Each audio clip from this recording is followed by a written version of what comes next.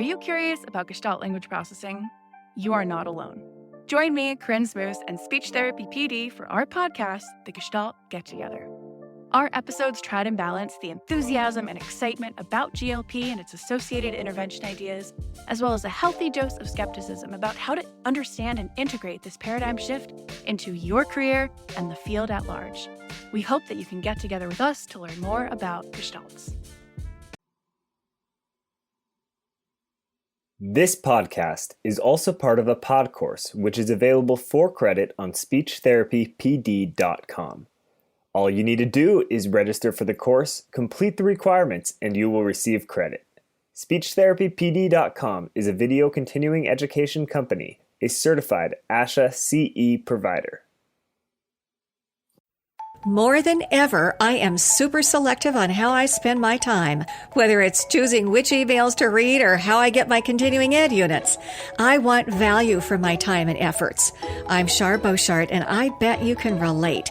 So when I say I get my CEUs from speechtherapypd.com, just know their speech language videos and pod courses are practical and totally worth it. And right now, you have the exclusive opportunity to pay less for the subscription than I did. Okay? Memorize this discount code. It's Char, C-H-A-R. Just go to speechtherapypd.com, subscribe, and at checkout, type in what? Char, C-H-A-R. You get a $10 discount for heaven's sakes. Do it now. It doesn't take long. Speechtherapypd.com. You and your speech kids will be glad you did. It's time well spent.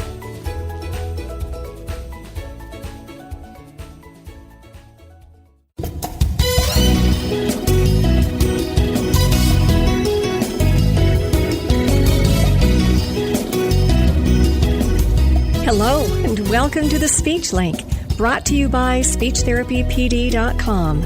I'm your host, Char Beauchart, speech language pathologist, and I invite you to join us as we share practical strategies to take your therapy to the next level. We'll talk with experienced experts who have achieved extraordinary results and teach you exactly what you need to do the same. Ready? Here we go. Hello, and welcome to the Speech Link. I'm glad you're here. I'm Char Beauchart, and ordinarily I do have a guest, but I have chosen to just talk about a speech sound that many of us have to deal with in our therapeutic lives, whether we're in the schools or private practice or hospitals or clinics, and that is working with the errored S. And there's many different ways to pronounce that sound incorrectly. We're zeroing in specifically on the frontal S and the lateral S. It can also be omitted in words. It can also have a T sound for an S. So like instead of sip, it might be tip. But as I say, we're just choosing to talk about the two, the frontal and the lateral, because they are most frequently misarticulated in those ways. Now, before we begin, I do want to emphasize that we have a lot of information to cover in this hour of talking about the S sound. And also, you're not going to have the benefit of the visuals. So I'm going to try and use a lot of descriptive language and talk about what's touching what in my mouth and so on. And therefore, I'm hoping that you're in a position somewhere, maybe in your home or in the car, that you can actually think about your mouth and what it's doing and what it's not doing, so that you can really focus internally, focus and feel, rather than looking at a schematic or a visual. I'd like you to turn your thoughts and your observations inward, really thinking about the tactile, activity inside of your mouth and the proprioception that's going on inside of your mouth. What do you feel? As we talk about the S, we're going to talk about the appropriate one, how you actually do it.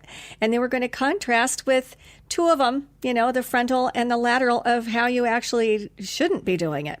And then we're going to talk about some therapy. So we have several sections here, so hold on and let's begin. The title of this pod course is, Are the Same Techniques Used to Remediate a Lateral S and a Frontal S? And I'm not going to answer that right now, but I bet a lot of you say yes, that you do use the same techniques for both. And some of you are going to say, no, I approach it in a totally different way for each one. Now, without totally giving you a full answer, and I certainly will do that, but I would like to say that I lean toward the first response. Why? Because we are working toward, no matter if it's a frontal, a lateral, an omitted, a T for an S, we are heading toward the same S speech sound production. We have a set of components, if you will, to produce an S sound. And no matter which direction we're coming from, a lateral or a frontal or whatever, we're heading toward that set, those components that you have to be able to do in order to produce the S sound. So when I refer to the S production, I'm talking physiologically. What do you actually do with your mouth in order to produce that S sound? And the sound, obviously, is the acoustic result. It's what you hear. Now, what I would like you to do, if you are in a place that you can do so, I'd like you to close your eyes and focus on your tongue and what you are actually doing with it when you make that S, that S sound. I'd like you to focus and feel. Go ahead and put your tongue in that position and make the S. Notice what it's touching and also what had to move in order to get to that position to make that S sound. Here's what I'm talking about. Find your tongue's resting position. I know your lips are probably closed, your jaw is quite elevated, your teeth should not be clenched together. But where's your tongue position? I bet it's somewhere toward the top. Not the whole thing, just the front fourth to third of the surface of the tongue is typically on the alveolar ridge, maybe part of the hard palate, and maybe your tongue is even postured a little bit more forward. That might even mean that you do a tongue tip down S. We'll talk more about a tongue tip down S here in just a few minutes. You've identified your tongue's resting position. Now I would like you to move from your tongue's resting position into your S production. Notice what is moving. And notice also what is not moving. So you have mobilization and you have stabilization. Coming from resting position and going to the placement of the speech sound is a wonderful way to discern movement of a speech sound. If we just look at the placement, like where it is, then we kind of forget and we don't address and realize that speech is all about movement. We talk about and we try and get speech placement with our speech kids, but I'm mostly concerned about the movement aspect of speech. And to really get a sense of that, do your resting position and then move from that position into the speech sound, and you can discern what is holding on and what is actually moving. So to focus on the S sound, did you first of all notice that your jaw actually moved? Did you notice that your jaw lowered ever so slightly and rotated forward ever so slightly? There's a reason why it's doing that. And what it's doing is trying to generate what's called anterior dental approximation, which just means your front top teeth and your bottom top teeth come in close proximity to one another. When your teeth are close together like that and air is coursing through, that gives you the hiss. Okay? So that jaw is lowering and rotating forward for a really good reason. Now, did you also notice that your tongue stayed up within your dental arch? Now, what's your dental arch? You have two dental arches, a top and a lower, and it's where teeth are housed. So you have the arch. It's like a horizontal arch. I'm not talking palatal arch. That's the vertical one. The one that when you put your tongue up there and you do a tongue pop, okay, that's your palatal arch or your palatal vault. I'm talking about your tongue staying up within the dental arch. So it stayed up there, and I bet you stayed with the sides of your tongue on the sides of your teeth, and they just anchored and held on tight while the front part of your tongue lowered and sustained itself in space while air moved through. Okay, did you catch all that? So if you think of it in terms of stabilization and mobilization. Your tongue is up within your dental arch. The lateral margins of your tongue are anchored, holding on to the insides of your top back teeth, while the front part of the tongue gently lowers and holds and sustains itself in space while air moves through. I'd like you to really notice that. Now, I want to talk about those things. The sides of the tongue on the sides of the teeth is actually called lateral margin stabilization. That is your tongue's external stabilization. It gives support to the front part of the tongue that lowers and sustains itself in space. Just think of that. So many of our kids can't even stick their tongue out in space, much less lower the front half of their tongue, hold on to that position, and force a bunch of air through a small space. Okay? So you have front tongue vertical movement. Now, right there, I want to say a couple of things. I want to open this up a little bit broader than just the S sound. In looking at speech sounds, consonant, lingual speech sounds, you have front tongue vertical speech sounds, which are t, d, n, s, z, sh, zh, ch, j. All of those speech sounds require the front part of the tongue to move vertically to one degree or another, which means maybe a little itty-bitty bit of the tongue moves for a t, or maybe a whole lot of it moves for a sh. So more of the front part of that tongue moves down away from the roof of the mouth, the alveolar ridge, than does a T. There's just a smaller movement for a T. An S requires a bigger movement. But all of those front tongue vertical sounds require lateral margin stabilization to one degree or another. Every one of them.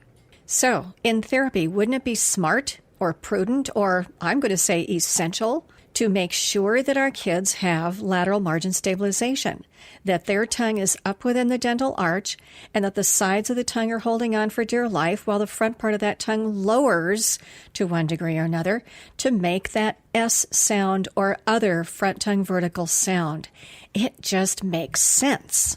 Well, you're probably thinking, well, okay, Beauchart, tell us how to do that. I will in a few minutes. Hold on. There is another piece here that I want to talk about. You've got to know this piece because it relates to how the front part of that tongue moves vertically. Did you know? And maybe you do know, maybe you don't, but keep in mind that in order to move the front part of that tongue vertically, you have to contract the mid part of the tongue. You've got to do it. There's no other way to move the front part of that tongue, to lift and lower it. Physiologically, you have to contract the mid part of your tongue. Now, if you have never heard of this, it's actually in the physiology literature, and they talk about what's called muscular hydrostats, like an elephant's trunk, or an octopus arms, or insect tongues, or the human tongue. None of those things have an internal skeleton. So you ask yourself, how in the world do they move? In order for a muscular hydrostat to move, there has to be contraction of the adjacent part. In other words, if you want to lift and lower the front part of your tongue, you have to contract the adjacent part, which is the mid-tongue. This is critically important. Otherwise, you have a tongue that is moving on the horizontal plane, out and in, instead of front tongue vertical. And we call that a frontal S, or a frontal lisp, when the tongue moves horizontally. You see where we're going in therapy. Now let's do a brief review, and I want to add just a couple of other things. Okay. The jaw lowers and rotates forward ever so slightly. The tongue stays put up within the dental arch. The sides of the tongue stabilize on the insides of the top back teeth. It gets its lateral margin stabilization. The mid-tongue contracts into like a tongue bowl. I don't think I used that term, but mid-tongue contraction will work, or a tongue bowl term will work. And that enables the front part of that tongue to lower or move on the vertical plane. So you have the sides of the tongue that are anchoring and holding on externally. Also, here's another little piece. The mid-tongue contraction is anchoring and stabilizing the tongue internally as well. So that front tongue, while it's sustaining itself in space and the air is moving, that front tongue is totally anchored externally and internally. Okay? So you have the front part of that tongue that is sustaining itself in space, and then you add airflow, and the air flows through that constricted space created by the front part of that tongue that just lightly lowered, and the alveolar ridge. And air courses through that space, which is the first narrowing. But then you have the anterior dental approximation. Remember that? The front teeth that are coming in close proximity to one another, and that creates that second fricative placement. So that gives you the hiss that we all know and love. The bottom line is, no matter if the child is producing a frontal S or a lateral S, or a T for an S, or an interdental S where that tongue is just chronically moving horizontally, but not quite a frontal lisp, whatever, we are moving toward lateral margin stabilization, mid-tongue contraction, and front tongue vertical movement. That's just what you have to do in order to generate a good S sound, and also for it to move consistently and comfortably within co-articulated speech, connected speech.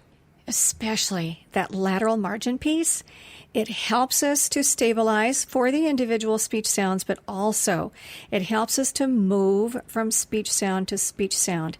It, quotes, helps us to keep our place. Okay? I know that sounds crazy. But think about your connected speech and feel the sides of your tongue and the sides of your teeth. It just stays there. That is your point of reference. Oh, that's so very important. Now, I mentioned a few minutes ago about a tongue tip down S. My belief is that a tongue tip down S is perfectly normal. I have no problem with the tongue tip down S. I want to compare and contrast the difference between what's called a tongue tip up S and a tongue tip down S. Okay? And first, let me say, a tongue tip up S does not mean that tongue tip is pointing upwards. It just means that it's straight and it's not pointing downwards. All right, here's a tongue tip down S. Picture in your mind or feel within your own mouth the tongue up within the dental arch, but posture it a little bit more forward so that your lateral margin stabilization is more on your bicuspids than on your molars. You'll feel the front part of your tongue tipping down just a bit, maybe the blade of your tongue near the alveolar ridge, and even sometimes I've heard that some people feel the tip of their tongue anchors on the back of the bottom front teeth, that it's really tipping down, and they're getting that fricative arrangement, if you will, within that front area. So that narrowing previously that we talked about between the front part of the tongue and the alveolar ridge, it just happens a little bit more forward. Wonderfully, that tongue is still up within the dental arch, and it's still getting its lateral margin stabilization, which is a good thing. I take exception when that tongue is lowered, it's at the horizontal midline, and the whole thing is moving horizontally. Okay, that's when I have a problem.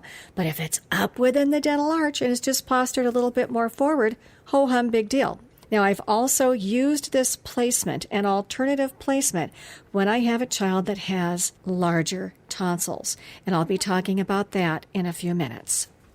Okay, let's shift gears. Let's move into the misarticulated productions. I think that you already have a sense as to what's going on with the frontal, that tongue is moving horizontally instead of vertically. But let me refine it a little bit more. You have a tongue that is at the horizontal midline of the mouth. It's not up within the dental arch, and the whole tongue is moving horizontally. You do not have front tongue vertical movement. Obviously, They're not generating mid-tongue contraction. They're not getting a tongue bowl for that front tongue vertical movement. I'd like to throw out another term, the tongue's operating zone. When that tongue is at the horizontal midline, it typically rests in that position as well, and that generates a comfortable or a familiar operating zone for the tongue. That's where resting postures comes in. See, when that tongue rests on top, then it's up there where lateral margin stabilization should be taking place. That changes the whole tongue's operating zone. So when the tongue is up on top, its operating zone is up there where it can get its good stabilization and mobilization. If it is resting at the horizontal midline, just not touching anything, basically, then chances are it's going to move horizontally. So that's why I recommend doing resting postures, to get that tongue up within the good operating zone to get its stabilization, mobilization. See? So I think it's safe to say, for a child that has a frontal S or SH or CH or all, that tongue is out of its primary operating zone. And we want to get the tongue up within the dental arch so that we can get stabilization, mobilization. We also want to make sure that tongue has the capability, the tonal capability, to generate mid-tongue contraction to get front tongue vertical movement. So that you can get this sense up close and personal, I'd like you to do your good S and now do a frontal S. And you can feel that difference. It's a whole different position in your mouth, a whole different plane of movement. All right, let's move into the lateral. So while you're focusing on your frontal, I'd also like for you to focus on your lateral. And let's pick that apart. See what we need to do with a lateral. And compare and contrast a lateral with a frontal as well. Okay, go ahead and do your best lateral S. Okay. It feels sort of slushy. Air is coming down either one side, either left or right, or both sides. So obviously it has to do with stabilization, mobilization. Here's the bottom line for a lateral S. The lateral's stabilization, mobilization is backwards. Instead of the sides of the tongue anchoring on the insides of the top back teeth, the front part of the tongue anchors on the alveolar ridge or right behind the alveolar ridge, or sometimes the whole mid-tongue elevates and stabilizes on the hard palate. Even sometimes the mid-back of that tongue elevates and stabilizes with the mid-back of that tongue where the juncture of the hard and soft palate is. It's elevated. With that different stabilization, that leaves the sides of the tongue down and for air to flow around. So their stabilization, mobilization is different. Interestingly enough, a lot of lateral kids' tongues rest up on top. Their tongue is not down.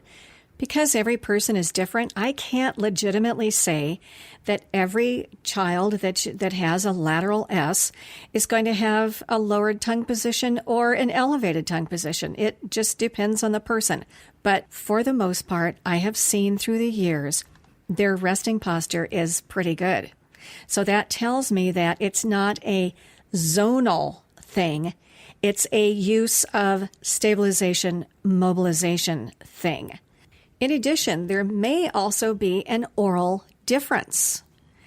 Sometimes if you have a narrow dental arch, squishing the tongue up in there and getting bilateral stabilization isn't possible and isn't comfortable, and they can't do it consistently. So they elevate the front part of that tongue up and get their stabilization that way. So differences within the oral mechanism can impact resting position, as well as your stabilization and your mobilization for your speech sounds.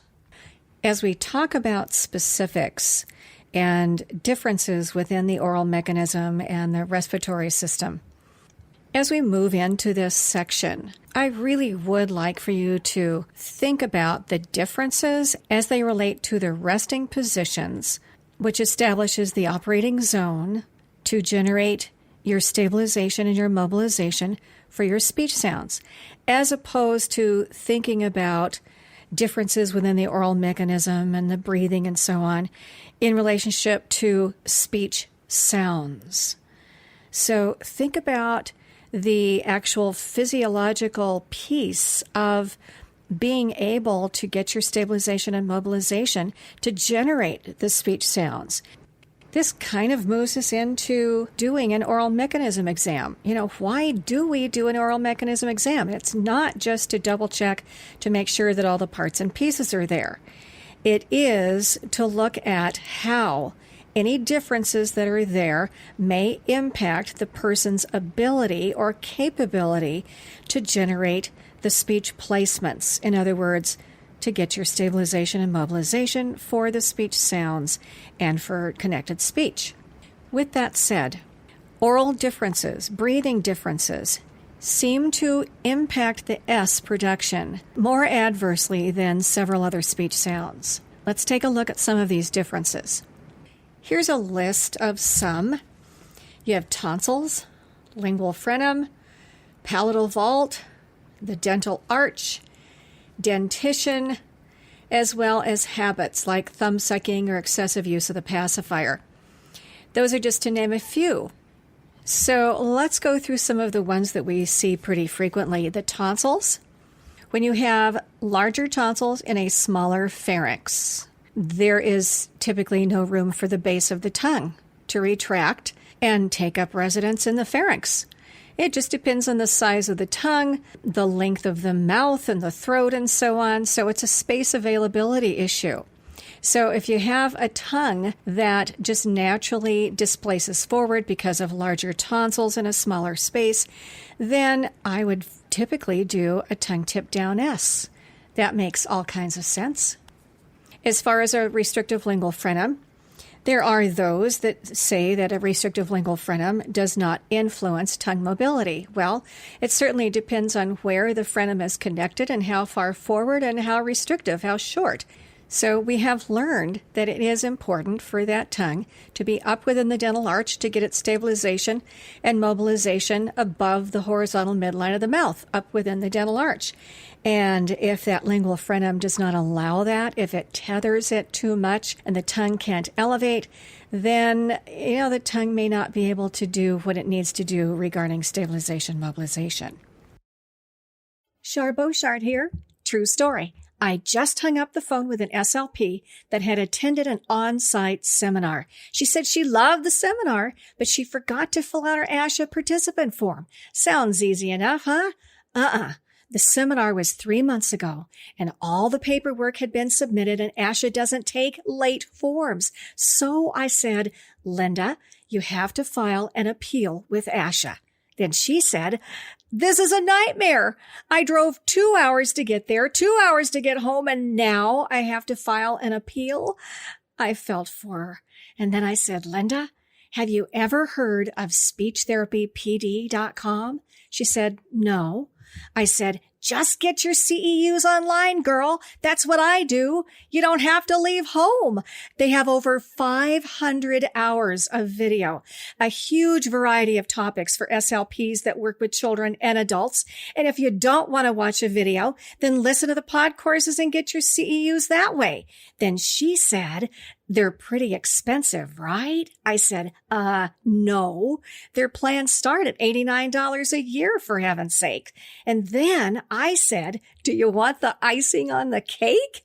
SpeechTherapyPD.com has scheduled a CEU cruise next summer to Italy and Greece. Woohoo! She said, okay, I'm looking them up right now. And so should you. SpeechTherapyPD.com. Check them out. Tell your friends. You'll be glad you did. Regarding hard tissue, you have the palatal vault, which is sometimes quite high, which may impact the stabilization, mobilization placement, and also the dental arch. Well, as we alluded to earlier, the width of that dental arch can impact the ability of that tongue to elevate and get its stabilization and interact with the alveolar ridge and the soft palate and so on. So that width is super critical. Now, I have seen dental arches that are really narrow, and I've also seen dental arches that are really wide, where a child cannot get bilateral stabilization. And when that happens, your only recourse is to try and get a centered tongue with that tongue stabilizing on the perimeter of the palate. That's your only recourse. You can't just swing the tongue off to one side and get stabilization on one side. That's what happens when you have a lateral S. Now, if that dental arch is too narrow, then your only recourse is to try and get stabilization on the cusps rather than on the sides of the teeth. Continuing on with hard tissue, there may be some dental issues.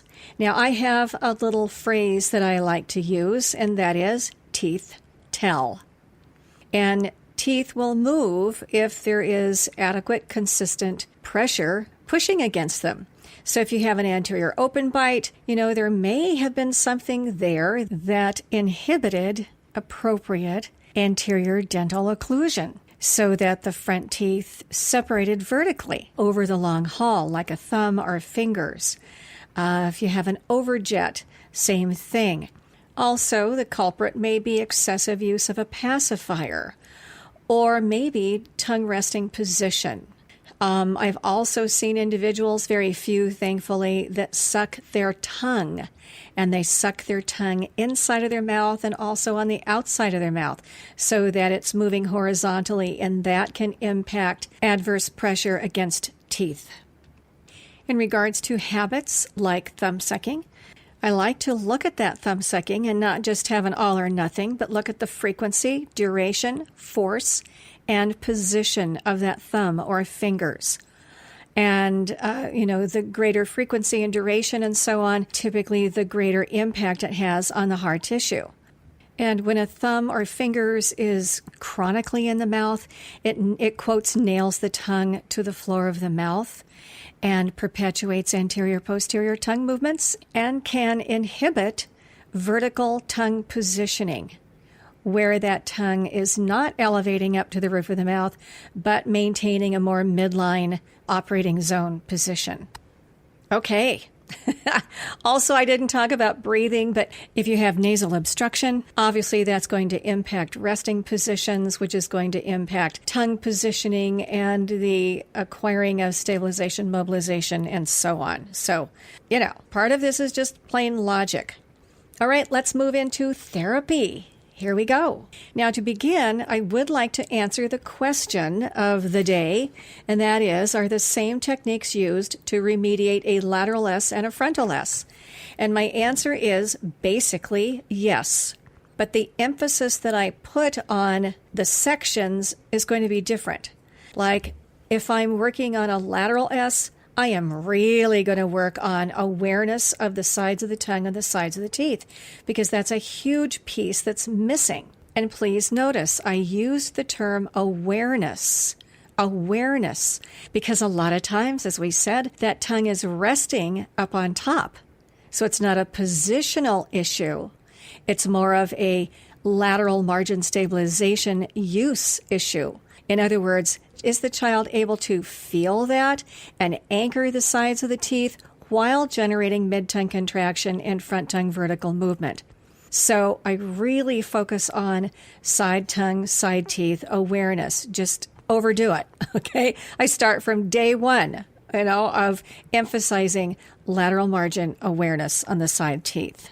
Let me just briefly and quickly tell you how I recommend doing that.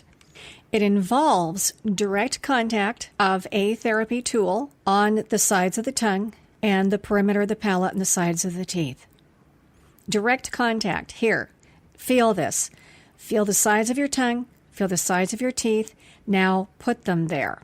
I recommend using a therapy tool, maybe a tongue depressor, where you spray flavored spray called Tootarts, Tootarts. You can get that through Amazon. And you just spray that on the tongue depressor. I suggest doing one side at a time, where you start in the back of the tongue on the sides and stroke to the front, do it twice, and then On the same side, up on top, the perimeter of the palate, and on the sides of the teeth, stroke back to front, and then the other side, tongue, back to front, perimeter of the palate and side teeth, back to front, and then have them close their eyes, bite their teeth together, and match. Put the sides of the tongue on the sides of the teeth. Now you can do it where you just stroke one side, both the tongue and the teeth, and then have them bite teeth together and just feel that one side, and then do the other side. It just depends on what the child needs. And what you're doing is applying sensory input. And you're saying, here, I want to localize these areas for you, rather than just saying, I want you to put the sides of your tongue and the sides of your teeth. Some kids can actually feel that and comply with that direction, but a lot of kids can't. Some need that tactile input and guidance. Now, I do want to emphasize, this is not what I call fancy sound stem. This is not, here, stroke. Now put your tongue up there. Now say, S. Now, with that said, there's going to be some child, you do that, and lo and behold, the kid gets a good S. But it's not a magic bullet. Some kids need the extra training on how to generate mid-tongue contraction, how to generate front tongue vertical movement, and how to hold all of that while air courses through. Again, every child is different, so just do what the child needs. I call it capability-based therapy. Continuing on in the therapy vein, I would like to talk a little bit about some things that I have done in the past and perhaps some things that you have done or you do, and just discuss them a bit. Some sound stem kinds of things. The sound stem is just that, and sound stem pretty much relies on just the auditory input. Here, honey, hear this sound. Now say it. Take a look at my mouth. Think about how that sounds, and now replicate that. I know sometimes that works with some kids, but certainly not always. Another popular technique is biting teeth together and having the child then say the S sound. Sometimes it works and sometimes it doesn't. Biting teeth together, according to my analysis, is providing the child a way to stabilize their mouth. Okay, instead of asking them to stabilize with the sides of their tongue and the sides of their teeth, we're saying, here, bite your teeth together and hold on tight and make an S sound. The problem is sometimes the child doesn't get their tongue in the right placement, and you still kind of hear that sort of inconsistent sound with the back of that tongue against the back of the front teeth. And that certainly isn't where we want it. We don't want it at the horizontal midline. We want that tongue up within the dental arch, of course, stabilizing appropriately and mobilizing appropriately. So biting teeth together may be a nice temporary method to try and give that child a sense of stabilization, but it may not go anywhere.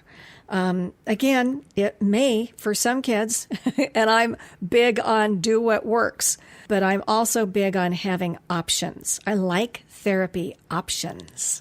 Another popular technique is to ask the child to smile. And I think what's happening here is that it's kind of encouraging some lingual contraction and also perhaps helping the tongue to move back. As the lips are moving back, the tongue may comply and move back as well. This may be helpful. It may or may not be a sure thing. Again, do what works. I would encourage you to think about how your stem technique is impacting the inside of the mouth and the stabilization placement and so on. Kids that are having difficulty and doing frontals and laterals are not just magically going to find lateral margin stabilization, mid-tongue contraction, and front-tongue vertical movement. It just doesn't tend to happen. If the child is truly developmental, yeah, it just may happen, where you stem the sound and you do some stimming techniques and whoa, the kid gets it. But some kids just need that direct instruction of where to put their tongue, how to contract it, how to hold it, and when to add the airflow. So I want to share some of these techniques with you. How to build oral capability as it leads to good S placement. from a frontal, from a lateral. Now, we talked about awareness, calling attention to the sides of the tongue and the sides of the teeth. That is a super critical piece. And I want to emphasize that that is not just a one-shot technique. I would encourage you to look at it as a process, a capability-building process, adding layer upon layer upon layer, rather than, here, let's do this technique and get the sound and try to put it into words, phrases, and sentences. What sometimes happens is that if the child doesn't have appropriate stabilization and mobilization, then it doesn't work and it doesn't carry over in words, phrases, sentences, and conversation. Let's get into some of the other components. You still have your mid-tongue contraction, and you still have front tongue vertical movement, and then putting it all together. There's a couple of others, but for now, let's just focus on those components. Generating a tongue bowl requires good lingual tonicity. Now, good lingual tonicity is abstract. You cannot measure tone. You can measure muscle strength, you can measure muscle endurance, but you cannot measure tone. But nonetheless, you still have to have the muscle capability to generate mid-tongue contraction. And I really do want to make sure that I remember why I'm doing this. It's to generate front tongue vertical movement. Take a small tongue depressor, ask the child to open his or her mouth, and do tippy-tap on the central portion of the tongue. And encourage the child to contract that area and to get a little dippity-doo in their tongue. Now, again, this is not fancy sound stem. I'm not saying, here, get a tongue bowl and now immediately say an S. Keep in mind, this is a process. We're just building the capability. So do it and do it and do it. And I'm talking about over a matter of a week to 2 weeks so that the child has built in the capability to do this. Now, I want to put that mid-tongue contraction to use. If you have access to something called a toothet, the toothet, if you're not familiar, is nothing more than sponge on a stick, okay? And you can get it on Amazon or a couple of other places. But you want the untreated toothet. You don't want the toothet that has the dentifrice in it, because then when you're poking around in the mouth, you get foam, and that's certainly not going to work. So untreated toothet. I don't know of any other way to do this other than with a toothet. Place the sponge of the toothet on the front surface of the child's tongue, and then bite down on the stick and ask that child's tongue to squeeze up into the sponge so that you're generating mid-tongue contraction and you're getting front tongue vertical movement. And they're compressing into, against and into that sponge. So they have to work to do that. Hopefully as they're working, they feel their muscles contracting, have them close their eyes, focus and feel, so that they can feel that front tongue moving vertically up and down. Do it, do it, do it. Do it for a week, maybe 2, maybe 3. Build in the capability. Okay, we've talked about awareness of the sides of the tongue and the sides of the teeth. We've talked a little bit about generating mid-tongue contraction and front tongue vertical movement. There is something that I would like to specifically emphasize for the frontal S. When you have a child whose tongue is low in the mouth and moving on the anterior-posterior horizontal plane, a lot of times when you ask that child to pull his or her tongue back, what happens is the front part of that tongue retracts or accordionizes. Does that make any sense? Where they just pull that front back, but the base or the back of the tongue remains where it is, okay? It doesn't pull back. So that front is just retracting, but not the whole tongue. And that's certainly not going to work. I've seen it where I ask the child, okay, honey, pull your tongue back, and they just sort of just crank that front back, just bend it back, and then, here's saying S, and it sounds funny, and it doesn't stay because the whole tongue doesn't retract back, just part of it.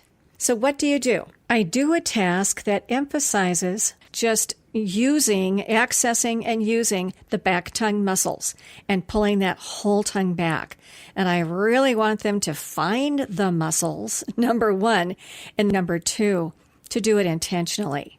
And that they can tell the difference between pulling the whole tongue back and then just sort of scrunching the front part back. The task is nothing more than sticking the tongue out and then pulling it way back, keeping the mouth open, doing it in front of a mirror so that they can see, and you're getting big forward tongue movement and then backward tongue movement, posterior movement. And I want them to see it and feel it. Have them put their hand underneath their throat area so that they can feel when their tongue retracts back.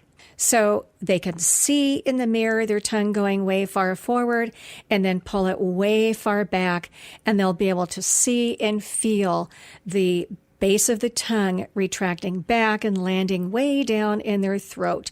So way out, way in. Do I care if that tongue is tight? No, I don't. I'm just focusing on anterior, posterior tongue movements and encouraging the child to become aware and to initiate that and feel when that back tongue is moving and when it isn't.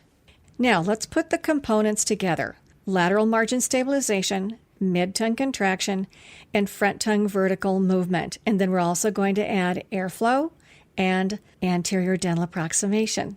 All right. This first task illustrates lateral margin stabilization. Ask the child to stand up, go over and stand inside a doorway. Have them put both of their hands up on the door jamb. Push laterally against the door jamb, and then move or rock their body. Okay? This simulates lateral margin stabilization and front tongue vertical movement. Have them sit down. Next, have them put their tongue up on top and feel the sides of the tongue on the sides of the teeth and push gently laterally against the sides of the teeth with the tongue. Hold in place. Now have them do what's called small tongue tip lifts without sound, where the sides of the tongue are holding on for dear life to the side teeth and the front part of the tongue is doing a tongue wave so that that little front tongue is moving up and down ever so slightly, via mid-tongue contraction, of course. Do that several times over a week to 2 weeks, and then move into small tongue tip lifts with sound, which in essence we're asking the child to make a T sound. But I ask them to do small tongue tip lifts with sound, okay? Because if I ask them to do T's, I might end up with a horizontal tongue T where that tongue is moving back and forth and horizontally and interacting with the back of the front teeth, which I definitely don't want. Or I might get a jaw-driven T where that jaw is initiating the up-down movement of the tongue. And we certainly don't want that. So I'm asking the child to do a small tongue tip lift with sound. The sides of the tongue are anchored on the insides of the top back teeth. The mid-tongue is contracting in order to generate little itty-bitty up-down movements with the tongue in the front and producing some little itty-bitty T's. Practice that for a week, maybe 2. Then move into adding sustained airflow. T, tss, tss, where you're hanging on to the insides of the top back teeth, the front part's lowering ever so slightly.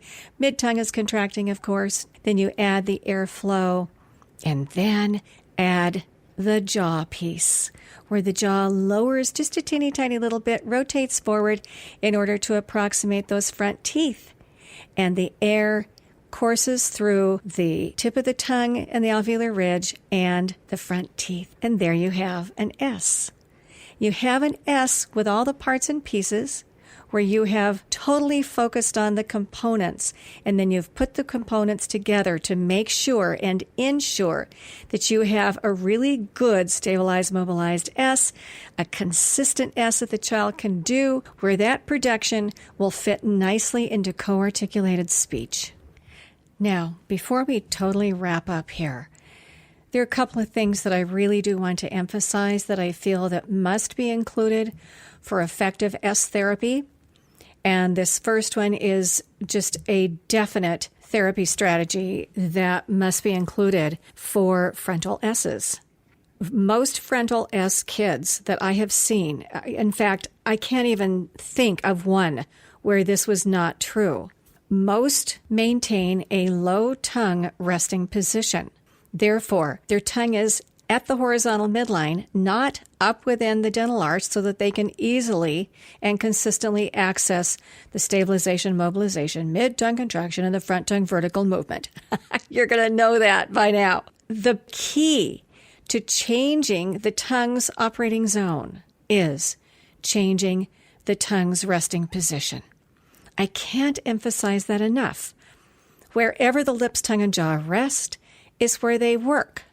And if you have a child and you've been working like crazy to try and generate consistent carryover, and the kid can actually do some really good S's and words, phrases, sentences, and occasionally in conversation in your therapy, but as soon as the kid hits the door to head out into the hallway, it's like it leaves. The kid doesn't do it.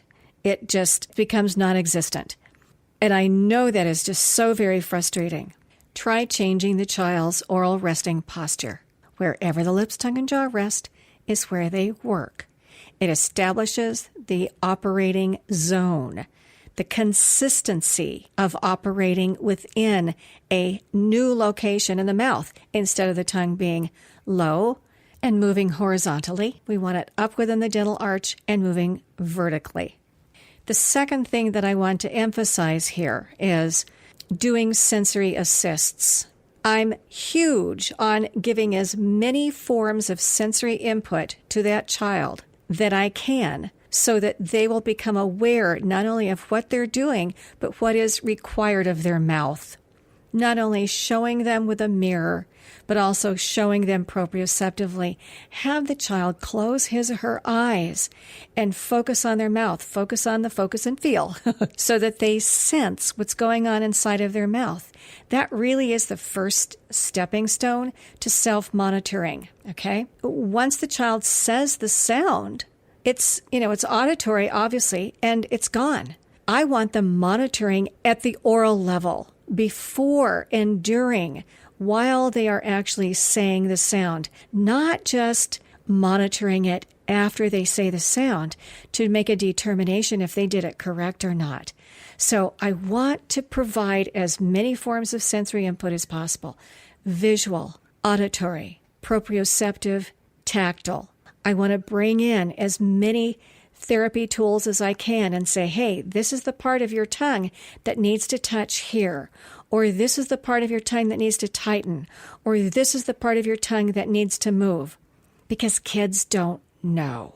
And their speech development didn't happen appropriately. So we have to pull out all the stops to help them so that they can develop good speech now. Okay. As we wrap up here, I just want to thank you so much for all the work that you do with your kids, for your dedication with your kids. They're very fortunate to have you. And thank you so much for tuning in and listening and being willing to listen to this and branch out and add additional strategies and techniques and approaches to your therapy regime. And I want to mention that I do have a website. You can get there a couple of different ways. charboshart.com, charboshart.com, or speechdynamics.com. And if you would like more information on S or R or other articulation errors, feel free to check out the articles that's there. And then also, I encourage you, if you are interested, then go to my website and sign up for my weekly blog. It's called Therapy Matters. And of course, avail yourself of the videos, my videos, and hundreds of other presenters' videos at speechtherapypd.com. Darla Torkelson is the owner and the director of that company. She's a speech-language pathologist and a great gal, and she has amassed an amazing group of therapists, very practical, very therapy-oriented. Thanks again for tuning in, and we'll see you next time on The Speech Link. Hey, busy SLP, Char Boshart here. Here's a tip from me to you. Every week, become a lot more informed. Sign up for Therapy Matters at charboshart.com. It's free. Learn our tick and language tips and techniques and tons of ideas for making your school therapy life easier and more effective. I've been a therapist for 30 plus years and I love to share what I've learned. Sign up for Therapy Matters, read it or listen to it at charboshart.com. You'll be glad you did, because the therapy that you do matters. Sign up now. Thank you for listening to the Speech Link. Please check out my other offerings at my website, charboshart.com, and also speechtherapypd.com. See you next time for more interviews, information, and insights. Until then, thank you so much for all that you do with your speech kids. Be well, and God bless.